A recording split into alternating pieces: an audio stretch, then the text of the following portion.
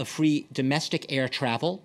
They usually have what's called a voiture de fonction, which is their official work car, plus a driver, which is quite a bit. And they often get, maybe Jacques, you know this, they often get an apartment as well here in France, correct?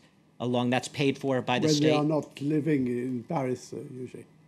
If they're not living in Paris, they get the government gives them a Paris. And a lot of the ministers have two apartments as well. Bruce Stokes, back in Washington, we were talking before about the suspicion of money in France and this sense that if you have a lot of it, you must have done something wrong. Over there, billionaires often run very successful campaigns. They're admired for being billionaires. We have a billionaire mayor in New York City, Michael Bloomberg. The Americans must look at this and be a little surprised at the French attitude, or do they not even really know about it? Well, I think that the American public, to the extent that they know about what's happening in France right now, would be quite surprised, because we are a much more transparent society about these things, have far stricter regulations about the disclosure by our government officials. Now, this is not that new. I mean, it's been around for a couple of decades, but it is still only a couple of decades old. So, and I would say that we are fairly strict about these things. I'm a spouse of a government official, and I know what we had to disclose when my wife became a government official. It's fairly intrusive. By the same token, I would say that while Americans are currently, they've elected, as you say, a billionaire mayor of New York City, it's not so long ago that there were real doubts about whether rich people are the people you want to have running the country. I vividly remember my father being against John Kennedy when he ran for president, and I'm fairly certain it was because not that John Kennedy was rich, but it was how his father acquired the money, and my father's perception that John Kennedy, his father had acquired the money in some untoward ways. So I do think that we are also a bit schizophrenic about our attitudes about these things. Could I ask you, though, while you're there in Washington, how strict are the public disclosure laws in the United States? I mean, I know they've had a very strict campaign finance law. They've been trying to tighten it up. But in terms of what must be publicly declared, because I'll note, maybe you're not aware of this, in France, these declarations do not include tax returns. Nothing involving taxes, just assets. Well, what happens with elected officials is you have what's disclosed is a range of your assets. So for someone who's trying to study a person who is in an office, it's still a bit frustrating because the range could be from $5 to $10 million or whatever. So depending on which end of that spectrum you happen to be on, you could have a totally different perception of the person. In terms of what actually has to be filed with the government when you're appointed to a governmental office, I can tell you from personal experience, I had to file, because I'm a spouse of a government official. Just a spouse. You're not a government official. You're just the spouse. I'm not a government official, but I'm a spouse of a government official. I had to file how much I earned for every article I wrote as a freelancer, even if it was $50, and when it was published and what the title of it was, et cetera. So these are fairly intrusive questions that are probably not something that would upset one in terms of privacy, but they are very onerous. Eric, I'm going to turn to you because I spoke at the very beginning of the show about the man in the French government, the minister who triggered this entire public declaration, a man named Jérôme Cahuzac. He was the budget minister. His job was to root out tax fraud and tax evasion. And he ended up acknowledging that he had lied for many, many years and months about having a Swiss bank account with 600,000 euros, as far as we know right now. Based on what Bruce was just telling us, could there be a Jérôme Cahuzac in the U.S., or would he have been found out earlier? He would have been more likely to have been found out, but I don't think too many people would be surprised if we found out today that somebody in the past, particularly going back more than 20 years ago, had some type of an undisclosed Swiss account, maybe even since then, because the Swiss and other jurisdictions that really put a premium on banking secrecy were, until recently, very slow in disclosing that type of information. Now, U.S. prosecutors have put heavy pressure on the Swiss in particular to relax that with respect to U.S. laws. So the last few years are much different. But there's no comparison in the amount of scrutiny, like we've just heard, that particularly high-ranking U.S. officials go through. Every source of income, every piece of income really has to be put forth under oath. Investigators from the Federal Bureau of Investigation can follow that up. The tax authorities will take a great interest in it to make sure that it's being taxed, and it can be used for political purposes as well. The opposition is going to take a look at that.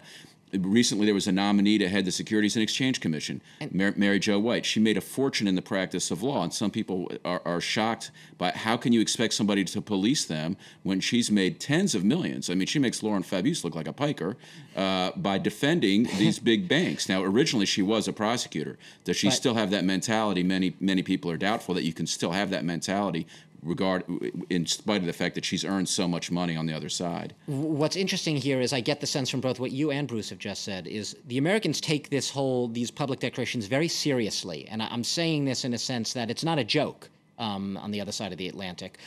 There was an incident here involving a politician on the far left. His name is Jean-Luc Mélenchon.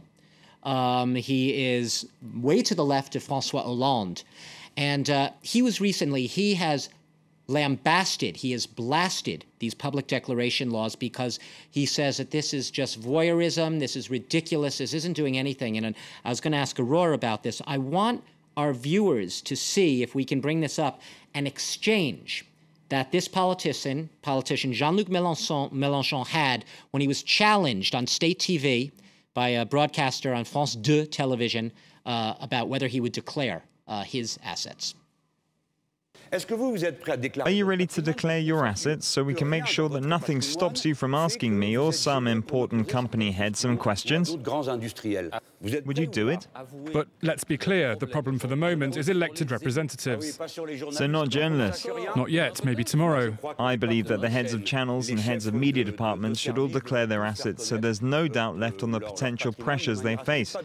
I don't understand why Mediapart is the only one that can properly investigate in this country.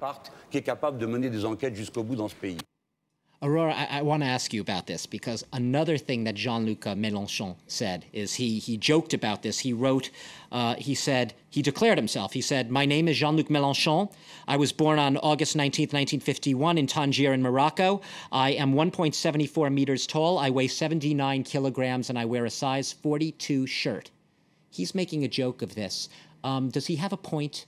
If he's going to declare, should a journalist declare as well? Where do you draw the line? Yes, he tries to show how far this logic can go if we try to if we think it's good to be transparent. He's in his job of far left to try to provoke a little, to provoke the socialist president. So he's in his role in French politics. But of course, it's a bit ridiculous to see suddenly all the ministers give their incomes and so on and what they own. But we know, and everybody knows that they have. There is a lack of control on the advantages they have when they are elected, and that's really the point today for French opinion and French electors to have more control on advantages, financial advantages. When French politics are elected, they have advantages really important as well. In the little time we have left, I just want to turn our attention to Great Britain. We saw the funeral today of Margaret Thatcher. Many people say she changed the way, for better or for worse, Europeans think about politics. Some would say she made it acceptable to be rich. France never really agreed in any way with Margaret Thatcher. France was not affected by Margaret Thatcher's attitude towards money and rich. Jacques.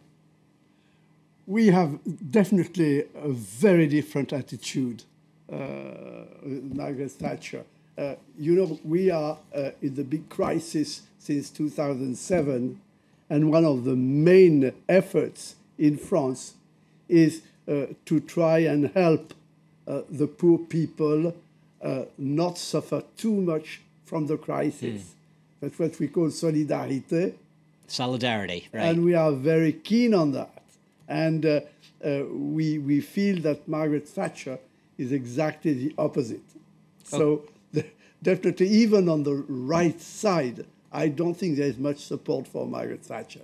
And I'm going to show you something interesting. The Independent newspaper, which is a newspaper on the left, national paper in Britain, they wrote an editorial basically sort of praising France, saying, you know, good going, France, making your ministers declare.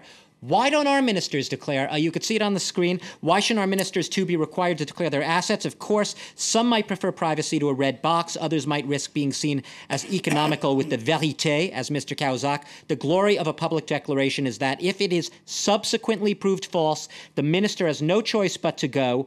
Where François Hollande has led, David Cameron should follow. Eric Lisann, I know you're not British. Do you think David Cameron should follow, will follow? It's not in his political blood, is it? You know, it's hard to argue with the logic of what François Hollande has done. And in particular, if it's backed up by a real means of enforcing and investigating it so that people take it seriously. Nominally, the French government officials had some type of obligation before, but everybody recognized nobody paid any attention to it. It was filed secretly. I think I would not be surprised if an overwhelming majority of people in the United Kingdom actually supported some type of disclosure like this for their high-ranking public officials, particularly their elected officials. And this is the trend of the future. There's very few countries that more what we would consider more modern, evolved governments that don't require something like this. Unfortunately, we are going to have to leave it there. I'll just note before we leave that François Hollande is now proposing a new law, a broader law, that would make it mandatory for parliamentarians, local officials, government aides, much broader, all of them, not just his own ministers, to declare. That will be interesting. I thank all of you for being here today and discussing Aurore Gorius. The Nouvel Observateur works on the website, French Weekly there. Jacques Terray, on my left, Vice President, Transparency International France. Eric Lisann, U.S. Attorney, former prosecutor, and being patient throughout from Washington on Skype, Bruce Stokes, Director, Global Economic Attitudes, Pew Research Center. Thanks for being patient. I'm sorry you were the only one not here in the studio today, but I hope we'll see you again sometime soon. Thanks to all of you for watching a debate that I'm sure we will return to time and time again.